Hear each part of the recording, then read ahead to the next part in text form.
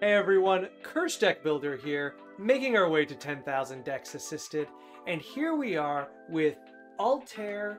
Ooh, my Arabic's not good, so I'm going to say Ibn Lahad. I never played Assassin's Creed, so you'll have to excuse me on this one. This is a donation deck from Lexa, who says, I know this deck is going to be better as they show off more Assassin cards in the Assassin's Creed set, but I thought this ability was super cool and wanted to get a head start building it. Would love the feedback on if I'm missing anything obvious and on protection effects to keep my commander around since he is so important to making the deck tick. And yes, he is. This is a very, very cool assassin deck. It's in Mardu colors, which if you don't know are my favorite colors or my favorite color combination. And honestly, this is a really, really cool thing. Sorry, my cat is feeling a little antsy, I think. I really like this deck and I like the direction it's going into.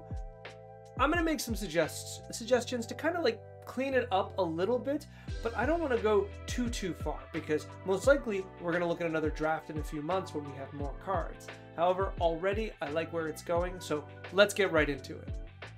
If you'd like to take a look at the deck list we're talking about today, or if you'd like to submit your own deck list to me so that I can make a video assisting your deck, please check the video description down below.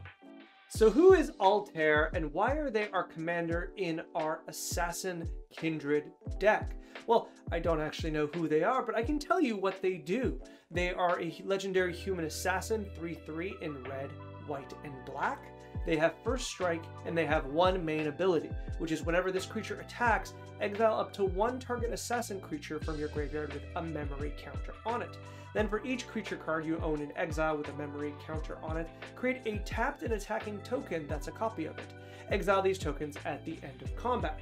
So this is a very, very strong card. This is a card that has natural pseudo evasion. A 3/3 first strike will be able to attack through for the first 3 turns really easily. Has a very good attack trigger that gets better each attack, and then after which, you know, if you lose your commander and they come back in, you still get the ability because those creatures with memory counters don't tend to leave exile. There are ways that they do, but most of the time they do not. So with that in mind, this setup that we have right here feels like a very, very straightforward kind of Assassin Kindred reanimation deck, where we have 22 assassins pretty much to be playing, and then we have a bunch of faithless looting or other looting rummaging effects to throw our creatures into the graveyard and then bring them back. Now, I have a few suggestions. Like I said, the deck looks pretty good as is, but let's talk about something that's a little interesting to me. Because right now, what I really want to do is I want to cut the mana rocks. And I know this is weird. I know generally we don't talk about this. We have Orzhov Signet, Rakdos Signet, Belrose Signet, and the 3 talismans. These are generally seen, you know, as kind of core parts of the deck. Any deck, I would say, especially in 3 colors. But I'm going to suggest we cut all of them, actually, because I just don't think this is the kind of deck that we care to have these cards in. If we look into our curve, we can already see we have a really lovely curve. 2 is our highest number, our commander's in 3, and then we actually have from 3 and beyond, actually throughout the entire deck, a bunch of cards where we just don't actually want to be casting them, right?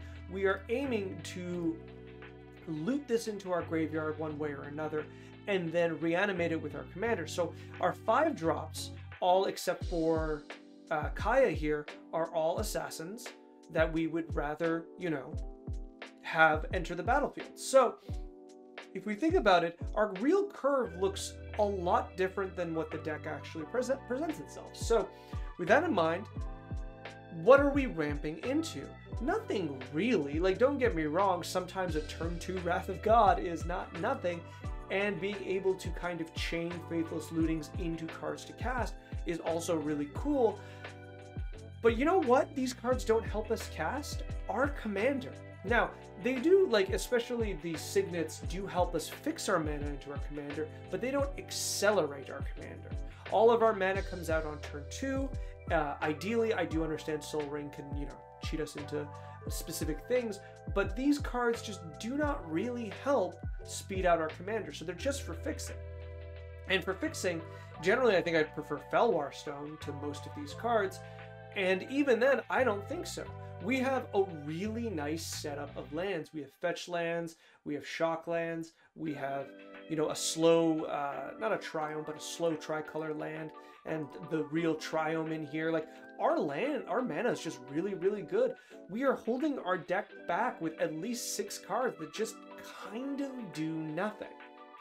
After that cut, the next thing I obviously want to put pressure in, I say obviously, maybe because you've seen my videos, but Planeswalkers are something that I'm very medium on outside of like dedicated decks. And I love Kaya. I just want to be right up here.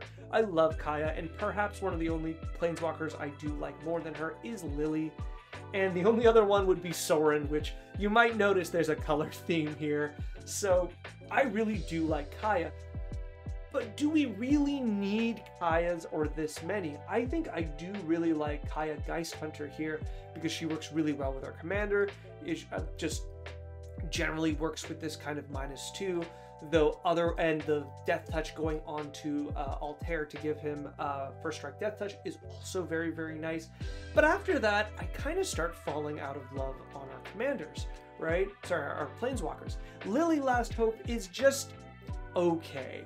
Right, the mill 2 and then look at a creature card is fine. We're gonna sometimes mill over a creature, other times we're gonna not, and kind of wish we didn't do this because, you know, we want our creatures to stay in the graveyard.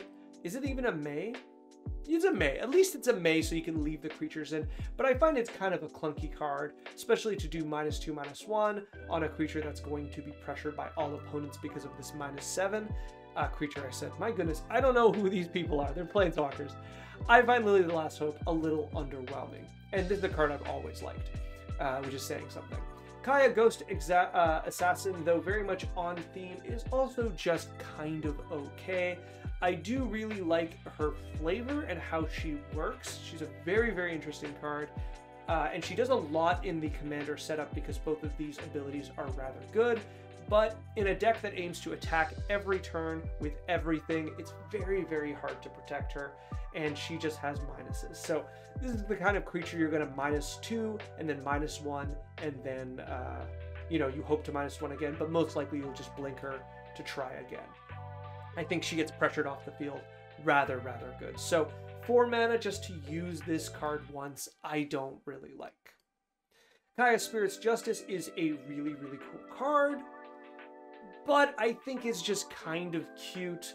We don't have any cards in here that like I desperately want to copy, like to the point that I want to have this kind of ability on hand.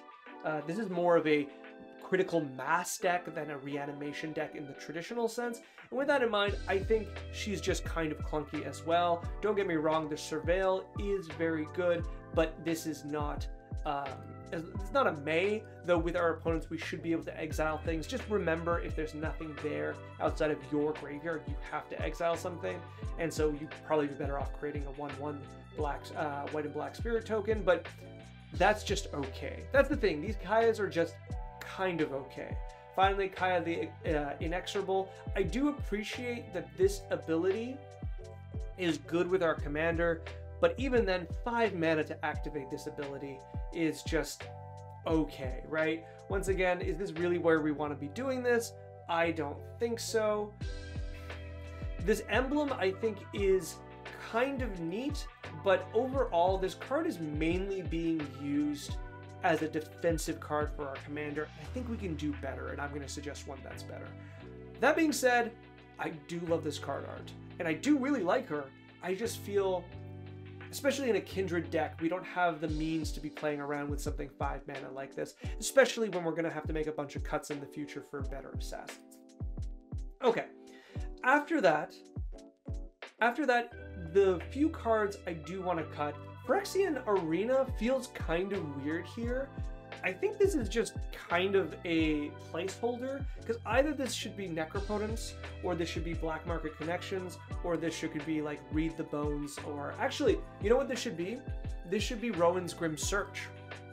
Let's suggest that. It's not in here, right? yeah, this should be Rowan's Grim Search. And the reason I say this is, one, and we're going to get back to this, but this bargain ability and sacrificing tokens is going to be very important. But this both bins cards and immediately draws you the cards. I think both of those abilities are much more relevant than Phyrexian Arena's slow, kind of clunky draw. And I think you'll be happy with that as well. This is not the kind of deck that Phyrexian Arena excels in, right? You're not doing board wipes, you're not holding back in order to like defenders to keep your life total going. You're going turn after turn. You're like trying to get as many hits in, as many Altaïr triggers in.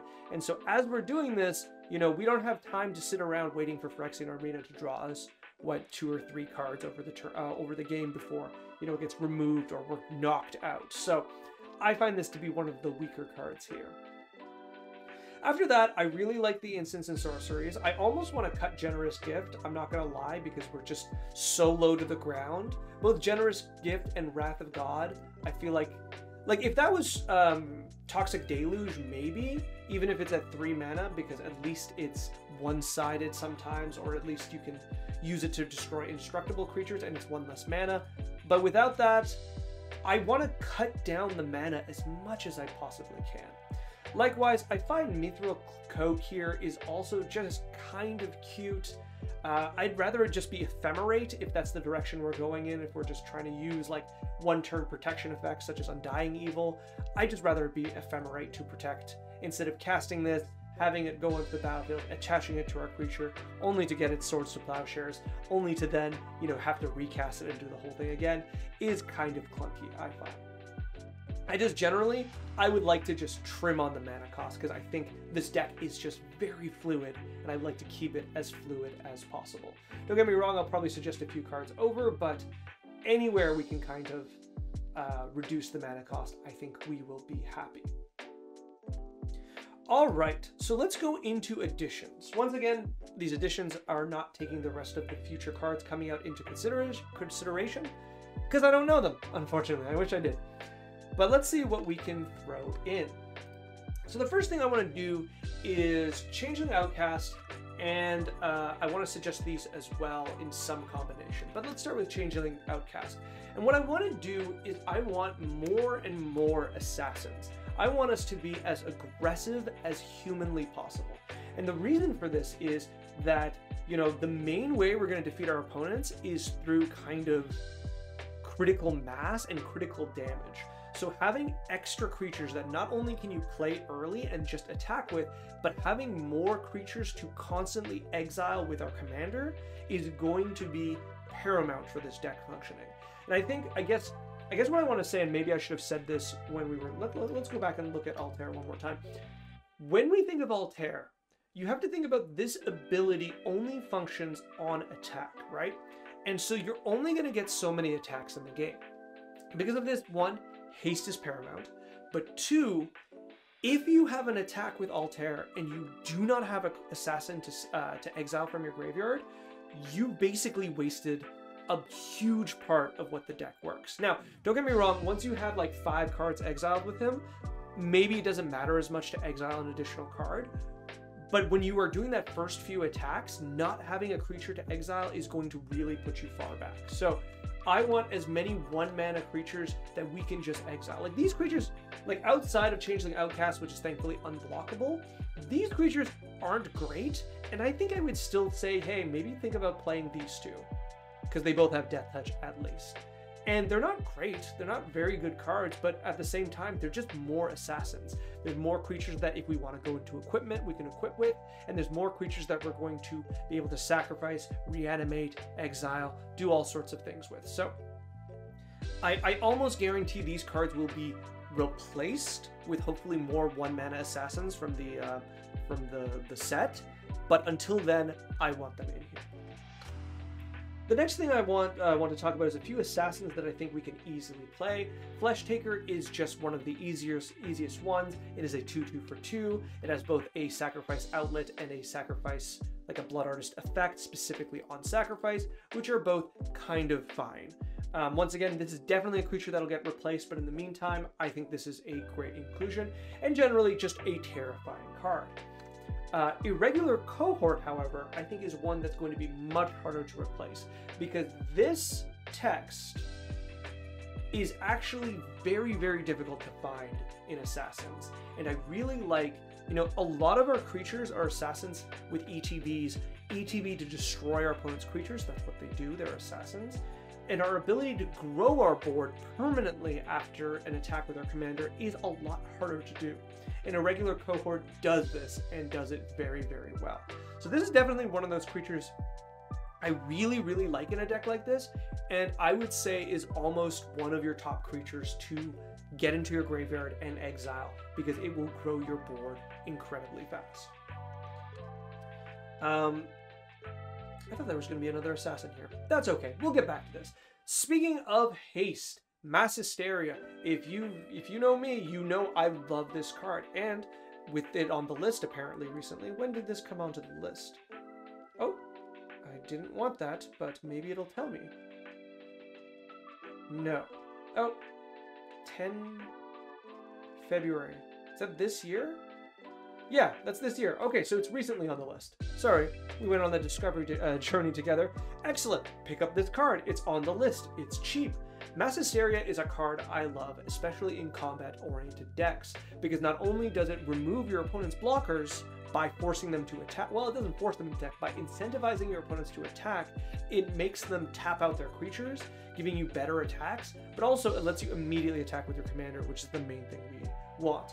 A lot of our other haste enablers in these colors, especially the generic kind of all creatures have haste, are all at 3 mana, and I really don't want that, because I want this out when our commander comes out. Even Swiftfoot Boots, really I don't like, because you can't play, like, I'm not going to suggest to take it out, because after that first attack, and after our commander leaves play, we do want that ability, but you get Swiftfoot Boots out on 2, and if you don't have acceleration like Soul Ring or something, well, you can't get that attached to your commander the turn it comes, the fastest it can come out, right?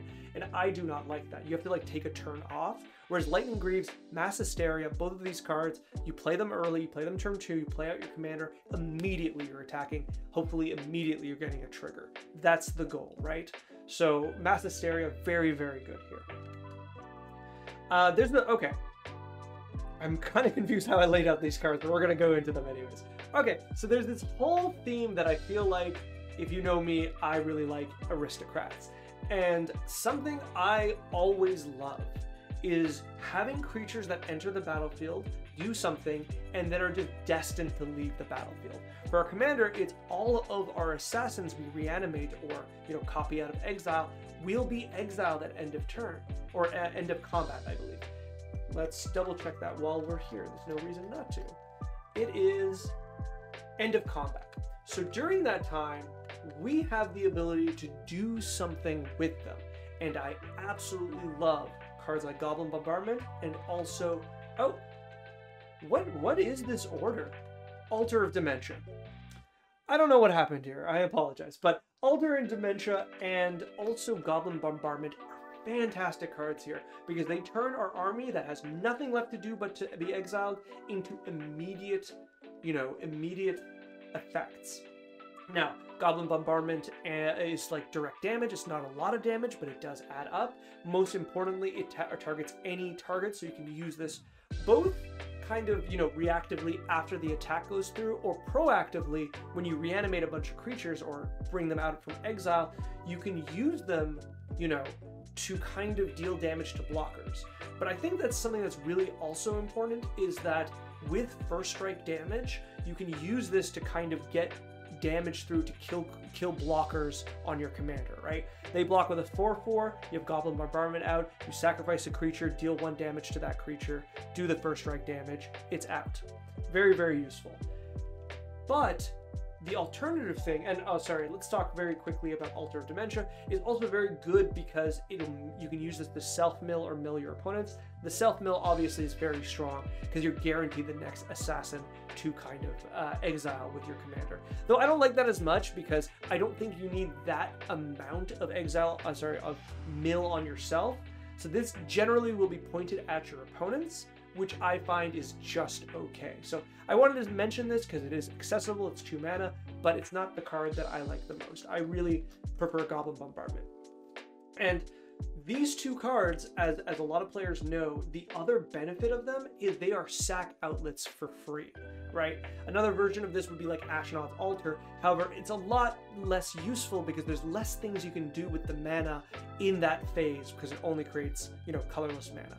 If it was Phyrexian Altar, maybe that's a little better, but once again, the mana leaves the second you leave combat, so it's not as useful. However, if you wanted to, and I didn't want to go into it too much, if you wanted to go full into sacrifice, there's a lot of options in Mardu for aristocrats, right? We have straight up, we have the Carrion Feeder, the Viscera Seer, we have the Blood Artist effects. There's a lot you can put into here, but the problem is the majority, if not all of them, are not associated with assassins. So you're gonna get very little on-theme cards. So I didn't want to suggest too many, but even then, Goblin Bombardment at least, I believe, should be in the deck. Though I've kind of spoiled it by going over them a few times, Impact Tremors and War Leader's Call are both insanely powerful in the deck for almost the same reasons. Impact Tremors is a card that just got reprinted recently several times and used to be very expensive if I remember correctly. Is just fantastic of just generating so much damage out of every attack of your commander while just being good with the rest of the deck. The sheer damage you do over time with this card is just so impressive, and it's gonna really help those like turns where you're just getting more and more attacks in. I will say, I'm always looking for what I would consider to be the perfect Mardu commander, and this commander's pretty close. People who watch the channel know how I feel about the Universe Beyond stuff, and that is actually kind of holding me back, but outside of that, and the Kindred aspect of it, this is very close to being one of the strongest Mardu commanders that is combat-based, right? And that lets you play these cards, like Impact Tremors, like Goblin Bombardment, right? And also the new War Leader's Call, which is just also an insane card. It is very expensive right now, which I think it's because Murders at Karloff Manor actually just kind of needs expensive cards. The set is kind of very cheap to open, so the money has to be somewhere. But this card is just so good. And I think that's something that in Mardu you get to have, is you get to run both Impact Tremors and War Leader's Call. Don't get me wrong, Boros has that too, but with Mardu you get the ability like this to reanimate and to put a bunch of bodies out there. So this card is just so strong, getting to play both, getting to get so many triggers off your creatures enter the battlefield. Fantastic. Moving on, we have Species Specialist. Yeah, I think I just moved the Goblin Bombardment, and that's why I got confused. I think the Bombardment was supposed to be here, but Species Specialist is a really interesting card. Now, it's a bit more of a, you know, expensive card, but I want to suggest it in any form of black Kindred-themed Aristocrats deck. Now, this isn't necessarily, once again, you don't have to go into Aristocrats, but this is one that catches my eye because the ceiling on it is so high that it's honestly worth the fact that they are not an assassin. Something like Blood Artist, you know, it deals damage here and there. Zulaport, Cutthroat, once again, but those creatures require a critical mass of their effects to be useful, whereas Species Specialist, just having this card out and being able to trigger it is all you need, right? You need this card and then a sack outlet. And once again, that'll be up to you of all the sack outlets that you can have. You put this into play, you pick Assassin, and then you attack, sacrifice a bunch of creatures, and you draw like 5 cards. For me, if Species Specialist is later removed from play, I think that's fine. I think I said something about this very similar in the previous video I made about the Sphinx with Scry abilities, but I think sometimes we think of cards of needing to last like 8 turns. Species Specialist or that Sphinx, if you can get one good trigger off of either of them, for Species Specialist it would be a series of triggers, but one good like series of effects off of it, it will pay for itself. The Specialist is 4 mana, that's not very much. There's certain situations with a board clear in hand, you can use the Species Specialist, name a different type of creatures, wipe the board and draw a bunch of cards. Very good. But when you can name your own creature and draw a creature type and draw a bunch of cards, this card is just phenomenal. Once again, I will suggest that if you're running this, you want to run at least like 2 sack effects that are easy to get to. It is a 4-mana card. I am trying to lower the curve. Just be careful with that. It's just so interesting that I would have a hard time not suggesting it. Going back to our commander, this was a card I suggested recently. I believe it was to Hirobi, who is right here. I mentioned in the comments, I found Hirobi right out on my desk right after in a pile of cards, and Hirobi is now hanging out on my desk where they belong, honestly. But I suggested this for Hirobi, and I'd like to suggest it again here. And I'm going to put a caveat, and the caveat is that I still don't know how much I want to suggest this, right? This is a card I think a lot of people just don't respect, which is fine. It doesn't feel that good, but it does function as a way to kind of shore up weaknesses of low mana commanders that are going to be hated out of the game, right? Altaïr is 3 mana. I do really, really like that. So no matter what happens, when you use this ability, you're going to be able to cast them very easily, and your opponents are very incentivized to remove Altaïr on sight because Altair's power just grows in a game. Every time you cast Altaïr, it's not like the power level has been reduced, it's actually just higher than before. So with that in mind, Netherborn Altar, I feel, is just a really, really good addition here and really, really strong. With white, or access to white with Netherborn Altar, you can even consider using cards that can either sacrifice the altar or that can bounce the altar or flicker the altar, and then you can reset this itself to keep getting the ability. Now, 3 life, starting 6 life, 9 life, this does add up, but you are in colors of lifelink, you are in colors of life gain, you can offset it, and I think having this and being able to get your commander back is so important that I would honestly just consider it anyways. If you do play this card, let me know how it is. I haven't gotten my hands on one yet, and I really want to test it out because I think this is really, really impressive. I think maybe I should try it in my mono black Ashnod, because Ashnod is 1 mana, and I do not want to pay 4 mana for that ability. So Netherborn Altar seems very, very interesting, especially because it's in an artifact deck. And the last card I want to suggest is actually a Doctor Who card, which is not often what I want to do, but the Master Multiplied, because this is a very silly creature that I do really, really like, but very, very much so, these 2 text boxes are very important to this deck. This is a very, very fun finisher for this deck. So not only does this allow you to get more benefit off of like legendary creatures in your graveyard, which if you used a trigger doubler to trigger Altaïr twice, you would lose to the legend rule like some creatures. That removes this, which this removes that, I should say, and that's really good. But this part here lets you keep the tokens forever.